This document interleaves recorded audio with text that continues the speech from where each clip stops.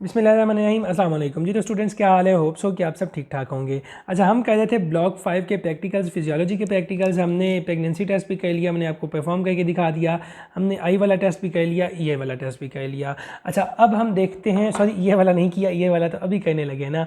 अब हम ई में देखेंगे कि ई में क्या कुछ चीज़ें होती हैं। अच्छा, सबसे पहले ई में दो टेस्ट हम कहते हैं, एक राइनीज़ टेस्ट होता है, एक वेबर टेस्ट होता है। ये टेस्ट मैं आपको परफॉर्म करके दिखाऊंगा, पहले समझाऊंगा कि आपने किस तरह कहने हैं, उसके बाद परफॉर्म करके दिखाऊंगा। अच्छा, अब हमारे पास एक बंदा है जी, ये उस बंदे का नॉर्मल चेहरा है, ठीक है जी। अब जिस तरह का भी चेहरा है बस गुजारा करें। ये उसका एक कान है जी, ये उसका दूसरा कान है। अब सबसे पहले मैं आपको ये बताता हूँ कि ये सुनाई बंदे को किस तरह देता है। आपके एक साइड का ये कान है, दूसरी साइड का ये कान है। यहाँ पे एक वेस्टिब्यूलो कॉक्लियर नर्व होती है दोनों साइड्स पे, जिसके साथ साउंड वेव्स आके टकराती हैं, तो इसको पता चलता है कि अच्छा मुझे कोई आवाज़ सुनाई दे रही है। तो ये वाली नर्व जाके आपके कान को बताती है कि हाँ जी मुझे कोई, आपके सॉरी ब्रेन को बताती है कि मुझे कोई वॉइस सुनाई दे रही है। ठीक हो गया, यहाँ पे ब्रेन है, तो ब्रेन को पता चल जाता है कि अच्छा कोई ना कोई आवाज़ आ रही है जी, वो उसको इंटरप्रेट करता है कि क्या आवाज़ आ रही है। अच्छा, ये हमने नर्व तो डिस्कस कर ली।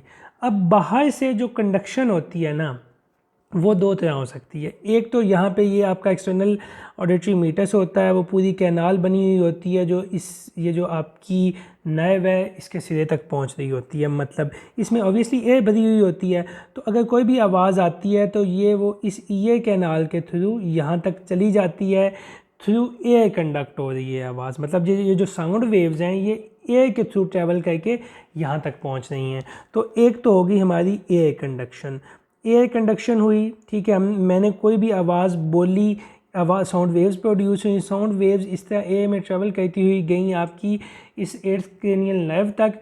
एट नर्व ने जाके ब्रेन को बताया कि मुझे कुछ सुनाई दे रहा है, हमारी एयर कंडक्शन हो गई। ठीक हो गया जी, वन टाइप ऑफ कंडक्शन आपको पता चल गई कि वो होती है जी एयर कंडक्शन। अब दूसरी टाइप ऑफ कंडक्शन होती है बोन कंडक्शन।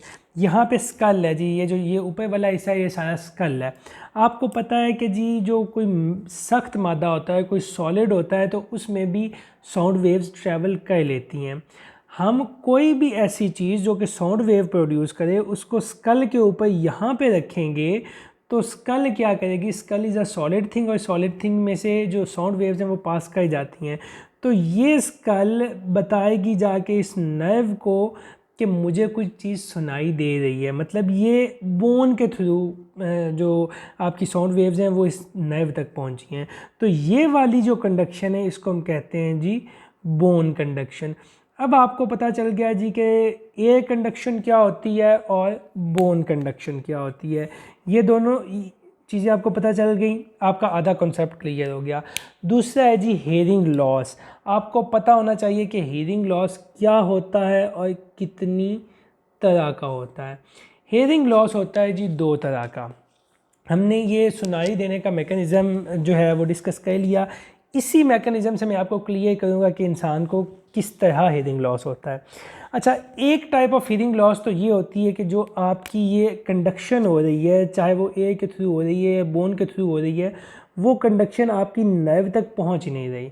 मतलब आपकी कंडक्शन में यहाँ पे कोई मसला आ गया है, चाहे कोई वैक्स फंसी हुई है, कुछ और चीज़ आ गई है, कोई एनाटॉमिकल डिस्टर्बेंस है, जो भी है, एयर या बोन के थ्रू जो साउंड वेव्स हैं वो आपकी इस नर्व तक पहुंच ही नहीं रही। अगर नहीं पहुंचेंगी तो ऑब्वियसली जो ये नर्व है ये जाके ब्रेन को नहीं बताएगी कि मुझे कुछ सुनाई नहीं दे रहा है या नहीं दे रहा, तो बंदा हो जाएगा, बहरा हो जाएगा। तो ये जो टाइप ऑफ हेयरिंग लॉस है जिसमें कंडक्शन नहीं हो रही, इसको हम कहते हैं कंडक्टिव हेयरिंग लॉस। ठीक हो गया, बहुत आसान है जी, कंडक्टिव हेयरिंग लॉस हो गया।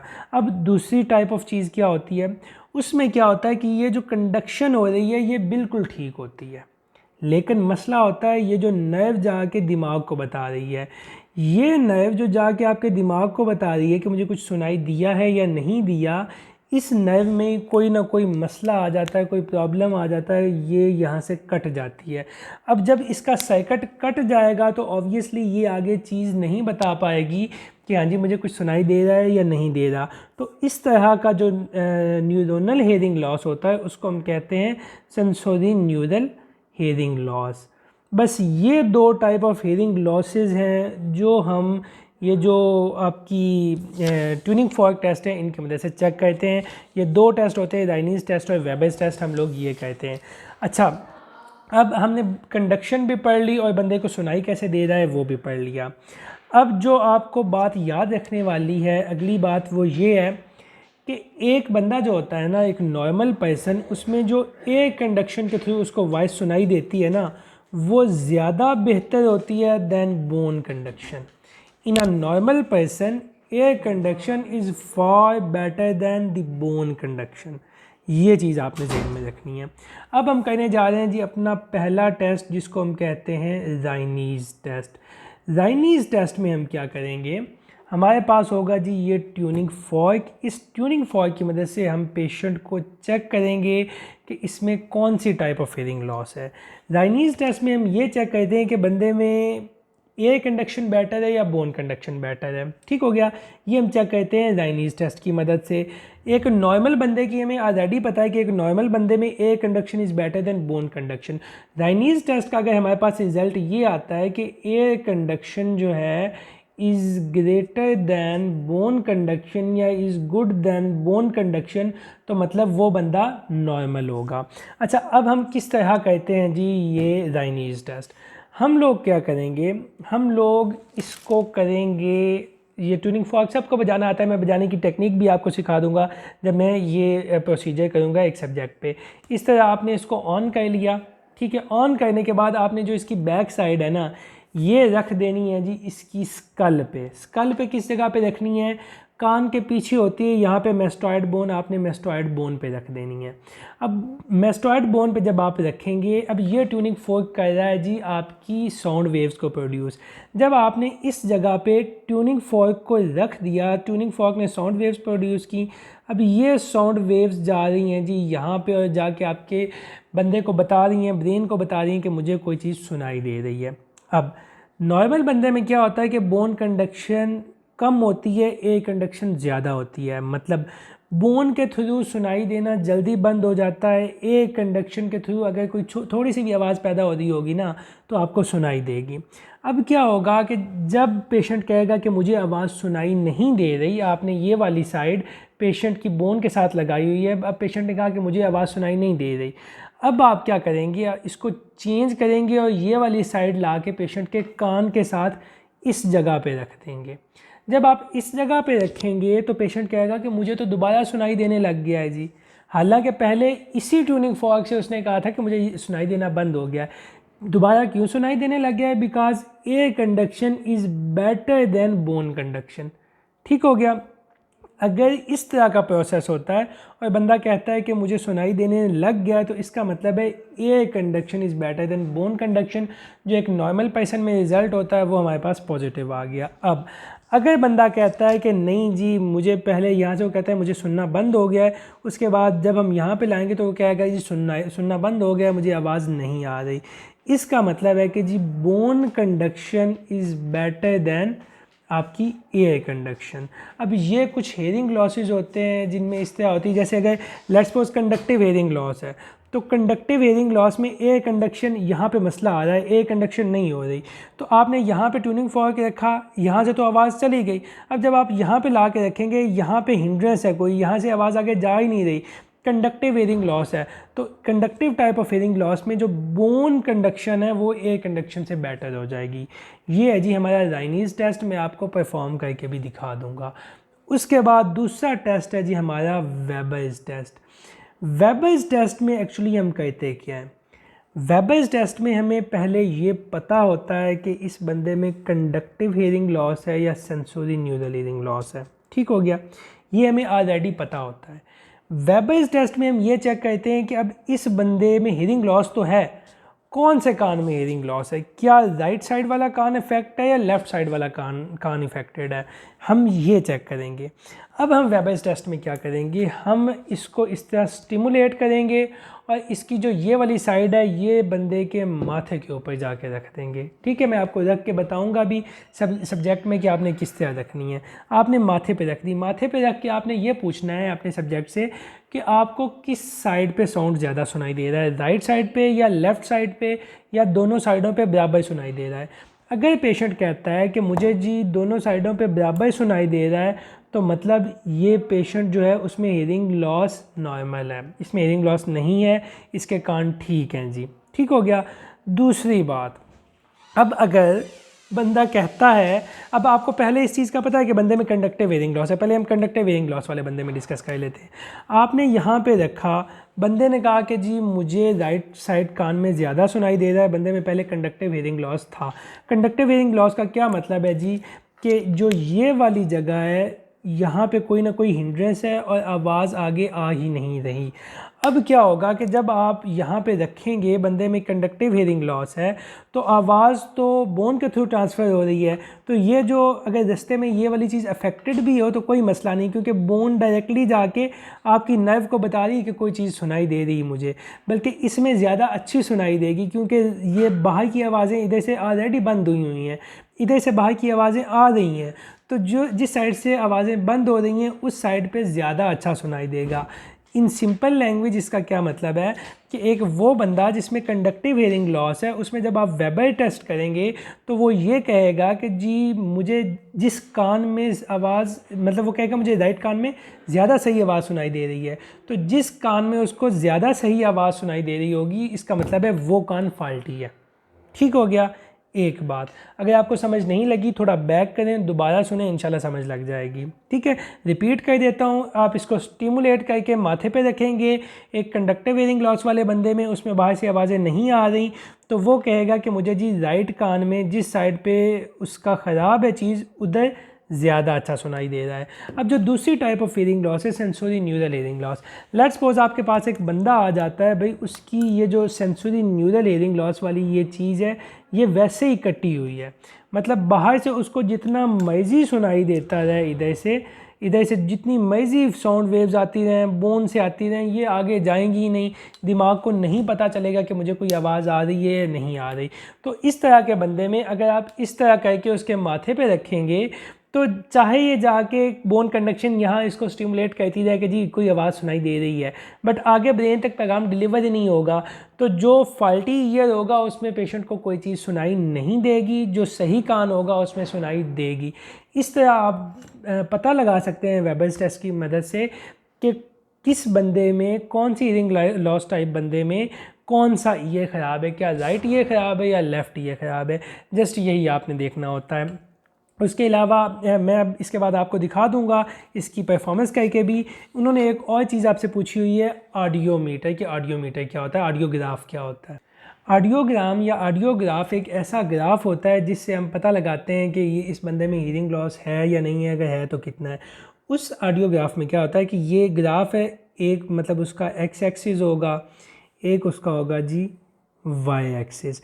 अब ऑडियोग्राफ में क्या होता है कि एक्स एक्सिस पे फ्रीक्वेंसी होती है जी आपकी, मतलब यहाँ पे होगी जी 0 हर्ट्ज़, यहाँ पे 20 हर्ट्ज़, यहाँ पे 40 हर्ट्ज़, यहाँ पे 60 हर्ट्ज़, यहाँ पे 70 80, इस तरह सॉरी इस पे होगी फ्रीक्वेंसी। यहाँ पे होंगे डेसिबल, ठीक है, कि कितने डेसिबल की आवाज़ सुनाई दे रही है या नहीं दे रही, इस साइड पे होंगे डेसिबल। अब अगर 20 हर्ट्ज़ वाली आवाज़ सुनाई देती है तो बंदा कहेगा अच्छा मुझे इतने डेसिबल्स पे आवाज़ सुनाई दे रही है। ये साथ में मशीन्स लगी होती हैं, वो ऑटोमेटिकली चेक कर लेती हैं। इस तरह के बंदे जो ड्रामे कर रहे होते हैं, जो कह रहे होते हैं कि नहीं हमें तो सुनाई नहीं देता, उनमें ये ऑडियोग्राम वाला टेस्ट करवाते हैं, तो उन पता चल जाता है कि इनको सुनाई दे रहा है या नहीं सुनाई दे रहा। तो इनमें जी अगर किसी को सुनाई ना दे तो वो नीचे 0 डेसिबल पे आ जाती है, किसी को कम सुनाई दे रहा है वो यहाँ पे आपका ग्राफ बनने लग जाएगा, ये 20 40 50 मतलब ये वाला ग्राफ बन जाएगा। अगर किसी को सुनाई सही दे रहा है तो उसका ग्राफ यहाँ पे इस तरह का बनेगा। ठीक हो गया, इसको हम कहते हैं ऑडियोग्राम, ये वहाँ पे लिखा होता है। अच्छा, अब इस ग्राफ है, इसमें हमने दोनों कानों को चेक करना है, राइट को भी लेफ़्ट को भी। तो एक कान के लिए हम यूज़ करते हैं गोल दायरे को और दूसरे कान के लिए हम यूज़ करते हैं क्रॉस को। मतलब जो लेफ़्ट साइड वाला कान होगा उसकी चीज़ें हम क्रॉस से शो करेंगे, ठीक है, जो राइट साइड वाला होगा उसकी हम डॉट से करेंगे। इस तरह ऑडियोग्राम में हम चीज़ों को यूज़ करते हैं। अच्छा जी, अब हम आ गए हैं सब्जेक्ट पे। मैं आपको दिखाऊंगा कि हमने ये प्रैक्टिकल्स किस तरह करने हैं। सबसे पहले लेट्स सपोज आपने स्टेशन को अप्रोच किया, वहाँ पे लिखा हुआ था कि आप इस पेशेंट का या इस सब्जेक्ट का वेबर टेस्ट करें या राइनीज़ टेस्ट करें, या कहा लिखा होगा या कहा होगा कि आप ट्यूनिंग फॉर्क टेस्ट करें। पहले हम इस पे करेंगे वेबर टेस्ट। आपने राइट साइड से पेशेंट को अप्रोच करना है, जाके अपना इंट्रोडक्शन करवाना है। अस्सलाम वालेकुम जी, मेरा नाम डॉक्टर अवैस है, मैं आपका मुआयना करूँगा, आपके कान के कुछ एग्जामिनेशन होंगे वो करूँगा। होप्स हो कि इस दौरान आपको कोई भी तकलीफ़ या परेशानी नहीं होगी। अगर कोई भी तकलीफ़ या परेशानी होती है तो आप मुझे बता सकते हैं, आपका मुआयना फ़ौरी तौर पर रोक दिया जाएगा।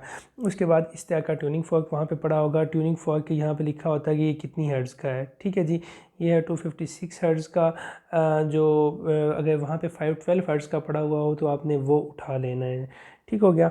अच्छा, उसके बाद अब आपने ये किस तरह करना है, ये जो ट्यूनिंग फॉर्क है ना, इसको आप ये जो आपके थिनाई मसल्स हैं उन पे भी इस तरह स्ट्राइक करके इसको एक्टिव कर सकते हैं, या किसी बोनी प्रोमिनेंस पे। जिस तरह ये अगर आपकी बोनी प्रोमिनेंस है, आप इस पे स्ट्राइक करेंगे तो आपको ये आवाज़ आएगी। ठीक हो गया, पेशेंट को भी यही आवाज़ आएगी। अब आपने क्या करना है, आपने ये अपनी बोनी प्रोमिनेंस से इस पर स्ट्राइक किया, पेशेंट के यहाँ पे रख देना है। पूछना है आपको कहाँ पे आवाज़ आ रही है, और क्या दोनों साइडों पे बराबर है, कहीं पे ज़्यादा तो नहीं है। ठीक है जी, ये क्वेश्चंस आपने पूछ लिए, आपका वेबर टेस्ट कंप्लीट हो गया। बस ये था आपका वेबर टेस्ट, बाकी इसकी इंटरप्रिटेशन थी जो मैंने आपको पहले समझाई। अब आ जाते हैं जी राइनीज़ टेस्ट पे। राइनीज़ टेस्ट का मैंने आपको बताया था, हमने डिफ्रेंशिएट करना है between air conduction and bone conduction के कौन सी कंडक्शन बेटर है। उसके लिए भी हम सबसे पहले इसी तरह इसको स्टिमुलेट करेंगे। स्टिमुलेट करने के बाद इस ये जो बैक साइड है इसको हम रखेंगे ये कान के पीछे, जो मेस्टॉइड प्रोसेस है मैं आपको अभी दिखाता हूँ उस पे रखने के बाद जब पेशेंट कहेगा, इस तरह हम ऐसे रख लेंगे मेस्टॉइड प्रोसेस पे।